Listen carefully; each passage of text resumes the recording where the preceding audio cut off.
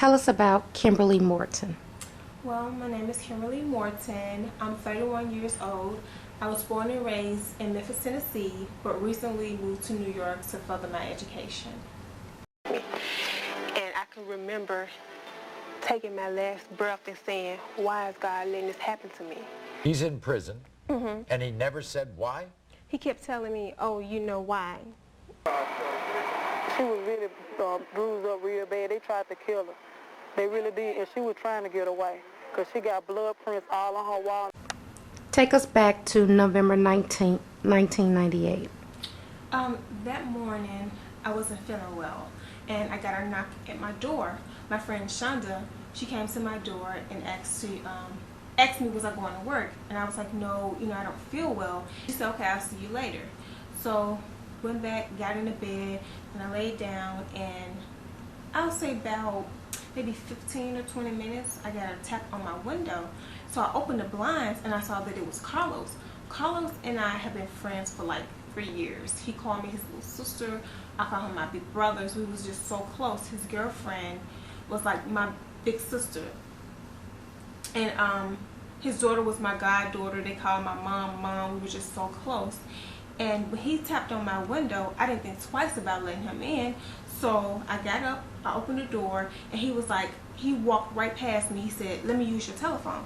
And I said, oh, phone is off, because I forgot to pay the bill. And he was like, what's wrong with you?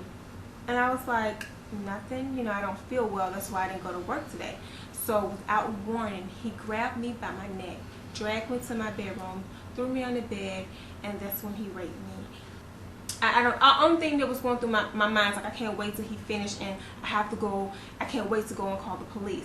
And after he finished raping me, he grabbed my pillows, my bed pillows, and he started smothering me. And then he grabbed me up by my neck and he started to strangle me. Like, the more I tried to fight him, the harder he strangled me. And I can just remember like taking my last breath, and I actually know how it feels when a person is about to die, because I kept saying, I'm getting ready to die. I'm getting ready to die. He's going to kill me, and no one's going to know who did it. All I can remember just trying so hard to breathe, and I remember taking my last breath, and then I lost consciousness. All I can remember waking up, lying in blood. I remember lifting my head up, and he was like, lay down. He was standing right over me, and I turned to look at him. He said, don't look at me. And I said, Carlos, why are you doing this to me? He was like, shut up, you know why. And he was like, Kim, I'm going to either have to kill you or shoot you to death. And I'm like, Carlos, why are you doing this? And he kept saying, you know why. And I said, all I want to do is get up, take a hot bath, and go to bed. And he was like, no, you have to go to the hospital. And I was like, no, I don't, because at that particular time, I didn't know what he had did to me. And I said, if you let me live, I promise I will not tell on you. And he was like, how do I know I can trust you? I was like, if you let me live, no one's going to believe you did it. He said, okay, well, let me take your TV and VCR to make it appear as if someone broke into your house. So he crossed over me. He started unhooking my TV and VCR, and I looked down and I saw the knife in my side. And I tried to pull it out. He was like, leave it in there. I'm going to get help. So he crossed over me. I got up. I had like a long mirror on my bedroom door, and I looked in the mirror. It was like, I couldn't believe it. I had telephone cords around my neck, and I had a sheet. Took that loose, opened my closet door, put on clothes, and struggled down my hallway. You can even see my fingerprints. Locked the door he went out of, and by the time I was going out the back door, he had returned with help. So at the time your attacker left to get help, what was actually going through your mind? Get out. Just get out. Go get help. Just get out. I don't know, for some reason it's like, I don't know, like I didn't believe him or something when he left to go get help. I don't know, it's just my survivor skills just kicked in, and I just got out that house. Get the hell out. That's all I was thinking.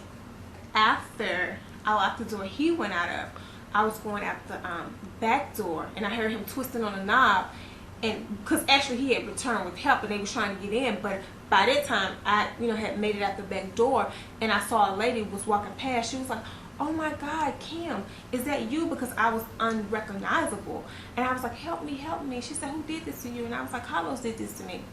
So they took me 2 doors down, and that's when they called the paramedics. I heard my cousin outside saying, where is my cousin at? So I said, open the door, let her in. They opened the door. everybody from the apartments just rushed in, and they were all surrounding me saying, "Look, Kim, who did this to you? We gonna kill this nigga right now." But I didn't say anything because he was sitting right next to me. And as he, like, everybody kept telling him, like, to move back, give her space. And he wouldn't do that because he had, like, blood and bleach all over him. He kept saying, "Oh, she's like a little sister to me. I'm not going nowhere." And I kept complaining about the knife. I kept saying, "Oh, it's hurting me." And my cousin pulled the knife out and threw it on the floor. My attacker picked the knife up and put it in a sink. He tried to wipe off his fingerprints and tried to actually hide the knife. And so the paramedics came and they asked me, "Do you want to get on a stretcher or do you want to walk?" And I looked at them as if they was crazy. I was like, "I want to get on the stretcher." So they put me on the stretcher and they rolled me out of the house. And I can just remember, I just so happened to look up and I saw his girlfriend Teresa standing in the doorway, and we both just locked eyes. I wanted so badly to tell her that Carlos is the reason why I'm on the stretcher. So they put me in a truck. They started working on me, and all I can remember is a police lady opening the truck and saying, "Did Carlos Thomas do this to you?" I said yes, and then they took him down. When the incident happened with her, and I just thought, hey, I'm finna lose my friend. When I went to the hospital and visit her, you know, she basically was unrecognizable. She didn't know who was there really, and I just felt like that was it. We weren't gonna have Kim back, the exciting, outgoing, fun, friendly, enthusiastic Kim that everybody know. So basically, you know, I just stayed back and just was constantly praying for her healing and for her recovery. I was working at MCIworld.com when I got the call that something had happened to my cousin. You know what I mean, I didn't get the unforeseen, you know, aspects and details of it until I got there. But I knew it was something tragic. I knew it was something crazy. I knew it was something off the charts because, for one, I had my phone, it was blowing over. It was just overflowing with calls from everybody at different points of my family. So I knew something was wrong. And then when they said it was about her, Kim, I dropped everything, immediately left. You know, which everybody know that anyway.